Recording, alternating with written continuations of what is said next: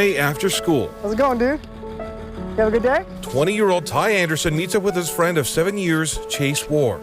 We'll skip some rocks. With the help of Ember Services, he gets one-on-one time, different activities each day. This is a really nice little park. We like to come hang out. They have a really nice trail here. Let's hear a big splash. Yeah, there you go.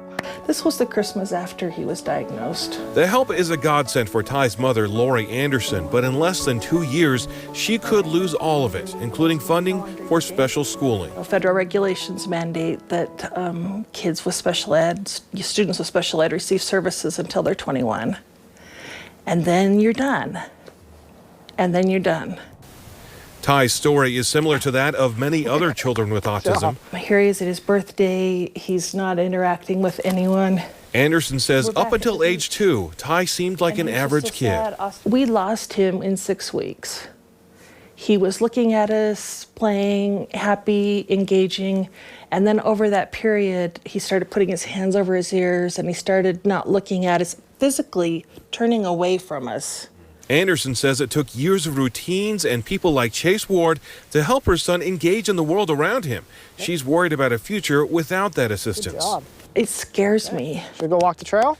Unfortunately, programs like this, already difficult to come by, become even tougher once federal funding is cut off at age 22. Some families end up on a waiting list for a dozen years or more, competing for funding from the state.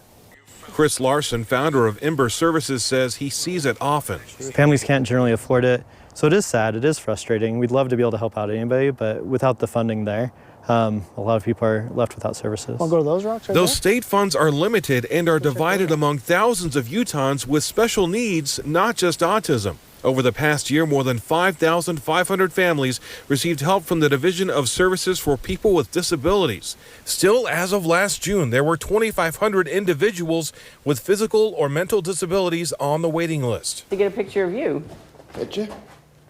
RAILI NIEZNANSKI has 2 children on that list. All right, Aaron, what are the rules? Actually, I will not in the office, I will not sit and watch a movie, I do not eat fancy food.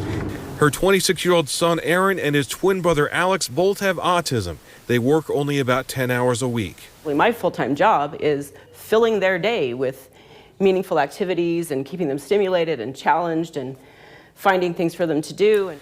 She says it's both exhausting and expensive. So where are we going next? Aaron gets help from a job coach similar to his brother. Nice job splitting up the popcorn, Aaron. Really great job.